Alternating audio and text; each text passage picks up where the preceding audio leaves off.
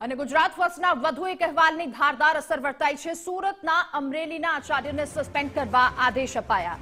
શિક્ષણ મંત્રી પ્રફુલ્લ પાનસેરિયાએ આ આદેશ આપ્યા। સાંજ સુધીમાં આચાર્યને સસ્પેન્ડ કરવામાં આવે। પ્રફુલ્લ પાનસેરિયાએ કહ્યું, આચાર્ય દુબઈમાં વેપાર કરતો અને શાળામાં આચાર્ય તરીકે કાર્યરત હતો। જો કે હવે સસ્પેન્ડ કરવા માટેના તપાસ આપી દેવામાં આવ્યા છે। કહેવામાં આવ્યું છે, પ્રફુલ્લ પાનસેરિયાએ કહ્યું। અને આવો એકાલ દોકલ જે પોતાના સ્વાર્થ માટે તમામ વસ્તુ નેવે મૂકે છે, ગરીબ બાળકોના શિક્ષણ અને સારામાં સારા પગાર લઈને જો આવું કરતા હોય તો એને માફ કરી ન શકાય। અને જો એને રજાના પગાર લીધા હશે તો અમે એના પાસેથી વસૂલીશું।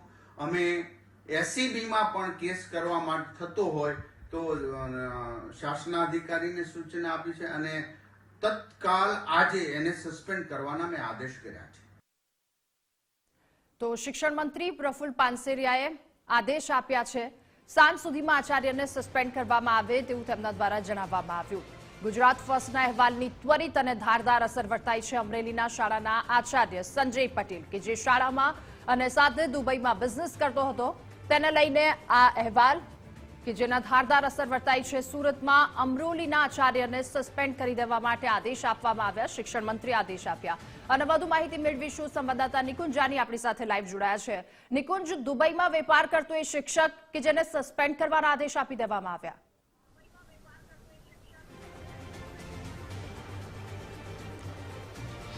ગુજરાત ફર્સ્ટે ગઈકાલે આ અહેવાલ દર્શાવ્યો અને ગુજરાત ફર્સ્ટના આ અહેવાલની ધારદાર અસર પડી છે।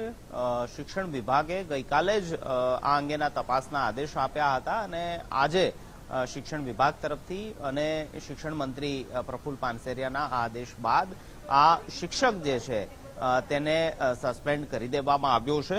મહત્વનું છે કે અમરોલીની નગર પ્રાથમિક શિક્ષણ સમિતિ હેઠળની જે શાળા છે તેની અંદર આચાર્ય તરીકે આ શિક્ષક ફરજ બજાવતો હતો અને બિન અધિકૃત રીતે આ શિક્ષક 32 વખત પોતાના શિક્ષક તરીકેની કામગીરી છોડીને ત્યાં રજા મૂક્યા વગર 32 વખત તે દુબઈના પ્રવાસે ગયો હતો। અલબત્ત ત્યાંનો તે સિટીઝન પણ બન્યો, ત્યાં તેને બિઝનેસ પણ ખોલી દીધો। નોકરી ભલે અહીં બોલતી હોય, વિદ્યાર્થીઓના ભાવિ સાથે ભલે તે છેડા કરતો હોય, પરંતુ તેને રસ હતો દુબઈની અંદર, તેને રસ હતો યુએઈની અંદર ત્યાં પોતાના બિઝનેસને એસ્ટાબ્લિશ કરવા માટે। પગાર પણ શિક્ષક તરીકે અહીંથી લેતો હતો અને દુબઈની અંદર કમાણી પણ કરતો હતો। આ અંગેનો અહેવાલ ગુજરાત ફર્સ્ટે પ્રદર્શિત કર્યો અને ત્યારબાદ શિક્ષણ વિભાગ હરકતમાં આવ્યું અને આજે તેની અસર છે કે આ શિક્ષક જે છે સંજય નામનો આ શિક્ષક જે આચાર્ય છે અમરોલીની શાળાની અંદર તેને શિક્ષણ વિભાગે સસ્પેન્ડ કર્યો છે।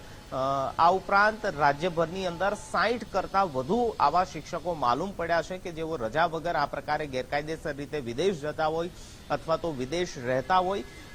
લગભગ 2 થી 3 મહિનાની અંદર શિક્ષણ વિભાગ દ્વારા 60 કરતા વધુ આવા શિક્ષકોને બરતરફ કરવામાં આવ્યા છે અને તેમાં વધુ એક ઉમેરો આ આચાર્યનો થયો છે કે જેને પણ આજે શિક્ષણ વિભાગે સસ્પેન્શનના ઓર્ડર આપ્યા છે। જી નિકુંજ, આભાર આપનો તમામ વિગતો સાથે જોડાવા બદલ। ત્યારે દુબઈમાં વેપાર કરતો અને અહીંયાના વિદ્યાર્થીઓના ભાવિ સાથે ચેડા કરતો આ શિક્ષક કે જેને લઈને હવે તપાસ બાદ સસ્પેન્ડ કરવાના આદેશ આપી દેવામાં આવ્યા છે। શિક્ષણ મંત્રી પ્રફુલ્લ પાનસેરિયા દ્વારા આદેશ આપવામાં આવ્યા છે। અમરોલીની સ્નેહ રશ્મિ શાળાના આચાર્ય છે સંજય પટેલ કે જેનો આખો ભાંડો ફૂટ્યો અને દુબઈનો વતની વેપારી બજાવે છે આચાર્ય તરીકેની ફરજ, એટલે બે જગ્યાએ કામ કરતો, વિદ્યાર્થીના ભવિષ્ય સાથે ચેડા કરતો અને દુબઈમાં વેપાર કરતો આ વ્યક્તિ